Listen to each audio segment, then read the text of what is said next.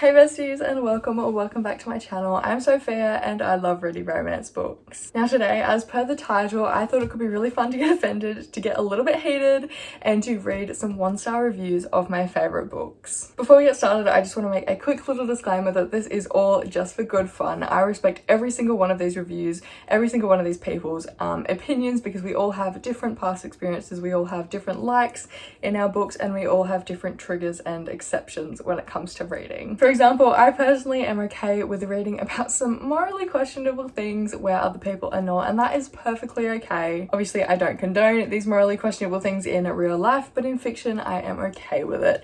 And yeah, basically, what I'm trying to say is that this is all just for good fun. Please don't take it too seriously. And yeah, let's get into it. Okay, so the books that I am going to be getting offended over today is Icebreaker by Hannah Grace, From Luke Off With Love by Mariana Zapata, Things We Never Got Over by Lucy Score, there's so many books here, Archer's Voice by Mia Sheridan, Flawless by Elsie Silver, Under Lock again by Mariana Zapata, Bound by Honor by Cora Riley, and A Million Kisses in Your Lifetime by Monica Murphy. I am aware that I have quite the stack of books here today, but some of them I could only find 1 or 2 humorous reviews, but they were like funny enough that I still wanted to include them. First up on the chopping block is Icebreaker by Hannah Grace. Icebreaker follows Nathan and Stassi, and it is very, very heavy on the frenemies to lovers. Nate is the captain of the UCMH hockey team and Stas is on the figure skating team. The two of them are forced to share an ice rink for a season, and that is kind of where the frenemies action commences. This one has some great mental health representation in Stas, as well as a amazing found family. I love the main characters and all of the side characters, and I cannot wait for the next one. Okay, so our first 1-star review for Icebreaker says, if you want a literal porno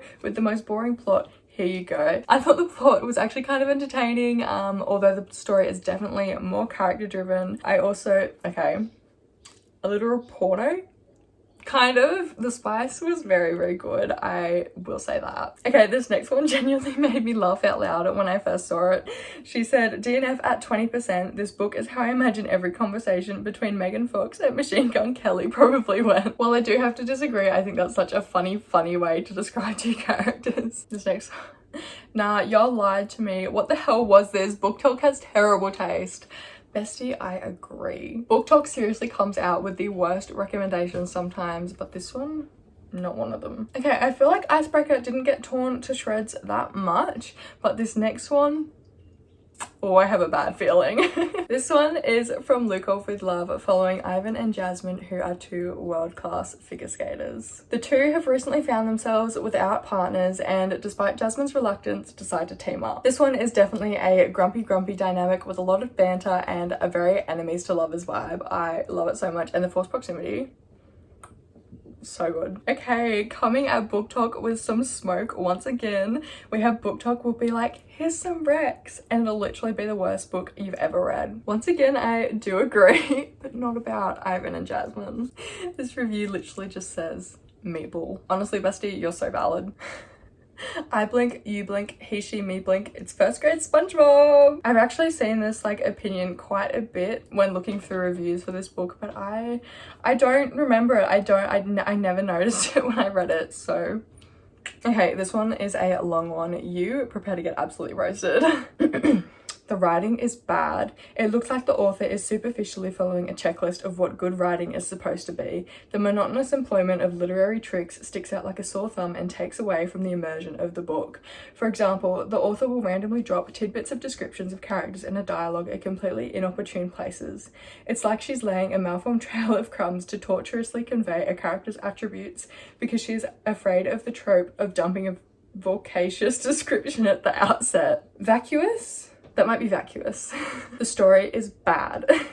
The main character appears clueless until the very end of the book about the import of affectionate gestures by the love interest. The rivalry is based on a completely shallow premise. Can we just take a moment to commend you on your vocabulary? That's insane. My goal is to be able to talk like this person does. I do kind of agree about the malformed trail of crumbs to tortuously convey a character's attributes and the tidbits of description of characters and dialogue, but at the same time I feel like if you go the other way and just do a massive dump about the character, it it's even worse. So I feel like Mariana really kind of did the right thing with that. Okay, that is it for Ivan and Jasmine. They can come off the chopping block. Next up, I'm pretty positive you're all familiar with this book, and that is Things We Never Got Over by Lucy Score. If you're not familiar with Things We Never Got Over, it is a grumpy sunshine, small town, single parent romance. Naomi is new to town and discovers she's been left to take care of her unhinged sister's 12-year-old daughter. And Knox, who is the hero, begrudgingly helps Naomi navigate her new life in Knockamout and as a single parent. This is one of the books that I only have one review for, but I thought it was funny and I really wanted to include it. You know, a 36-year-old woman did not call a dick a magical wand that casts orgasm spells and a weapon of mass destruction. Makes sense that her beau is a 43-year-old man that acts like a 3-year-old having a temper tantrum. Update, I finished and hate men. I also hate men, but not because of Knox. I definitely do agree though that the characters act so immature for their age. I was picturing them as being like mid-20s maybe, because they were just so immature and it did get a little bit frustrating at times. So honestly, I agree with this one. Okay, our next book is the second Mariana's a part in this video, and that is Under Lock, following Iris and Dex. Speaking of temper tantrums, Dex is a grumpy asshole of a tattoo artist who has been persuaded to employ Iris by one of his friends. This one is jam-packed with forced proximity and really puts you through an emotional roller coaster in regards to Dex. Okay, here we go. I'm obsessed with Mariana Zapata's books, but I felt like I was 11 and reading Wattpad again. Listen, I hate that I agree with you, but Dex really does fit the Wattpad bad boy type. I have to agree. And Iris does also fit the like quiet, innocent, good girl. So yes, I do agree with you, unfortunately. I still liked it though. This one just made me laugh. It was okay. It reminded me of a Sons of Anarchy fanfiction though. Look, I see where you're coming from with the motorcycle club and the big bad biker, so you're not wrong. The way that I'm agreeing with like all of these reviews. Look, maybe we just have different tastes and I like what you don't. Next up, we have a book talk favorite, which has recently gotten very, very big, and that is Archer's Voice. This book follows Bree and Archer, where Bree relocates to a small town in an attempt to escape her traumatic past and start anew. Where she meets Archer, who is pretty much the town's outcast. Literally no one speaks to him. There's an instant connection between the two, and the story picks up from there, with Bree pretty much just trying to understand why Archer is the town's reject. They do develop a pretty cute little friendship, which obviously progresses to more based on a lot of trauma bonding and just understanding. Yeah, I love this book. It really is beautiful and I'm definitely up for a reread soon. Okay, this next one.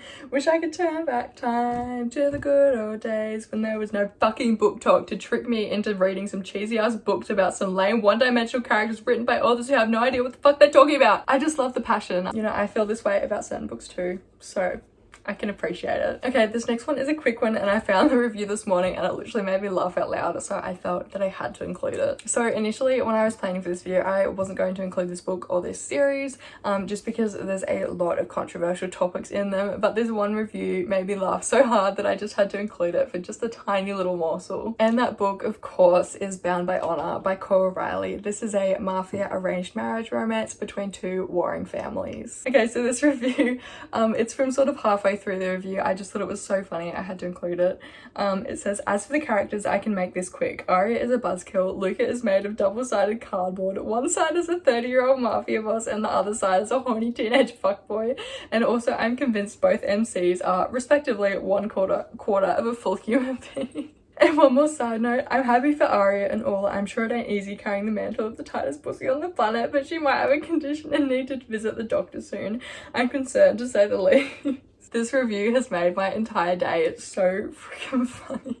Luca being his cardboard cutout. Oh my god. Yeah, anyway, this is by far probably my favorite review of this video.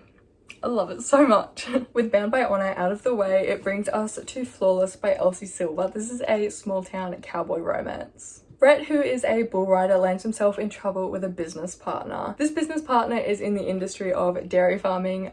You will need to know that for later. And Summer is the daughter of a major PR representative who has basically been sent out to small town Chestnut Springs. Is that where it is? She's been sent out to Rhett's family ranch to try and salvage his reputation. This first review is just funny, I had to include it. It says that DNF couldn't get past the milk scandal. Same girly, same. The milk scandal, honestly, it's kind of It's a little bit stupid. I wish it was more like, I wish it was like a deeper scandal, but at the same time, it's just so funny that you have to laugh about it. And I do kind of understand, because Rhett comes from like farming country, that the farmers of the dairy cows would get a little bit offended. So I don't know. I still think it's a little bit funny though. This next one is honestly just relatable. While this made me watch bull riding on YouTube, which I enjoyed, it was still super bland. I like the intention, not much to say about the execution. Okay, but the way that I'm actually mad that I didn't watch bull riding videos while I was reading this book, I feel like I've missed out.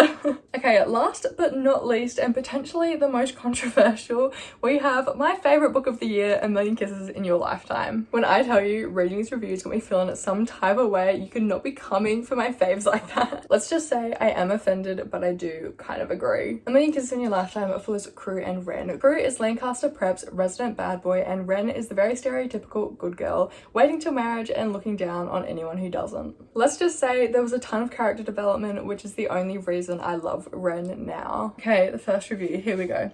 I don't even know where to start. I considered DNFing this book so many times, but it was like watching a train wreck unfold. I physically could not pull my eyes away. I cringed countless times. I do kind of agree about the train wreck and not being able to stop watching. Part 1, the love interests. Cree Lancaster had one singular personality trait, Ren. More specifically, for the majority of the book, it is getting in her pants. On the other hand, Ren's personality trait was being an innocent virgin, although I'll admit she had significantly more character depth / development than Crew. It would have been nice if he had more interests other than seducing Ren, you know, like a sport.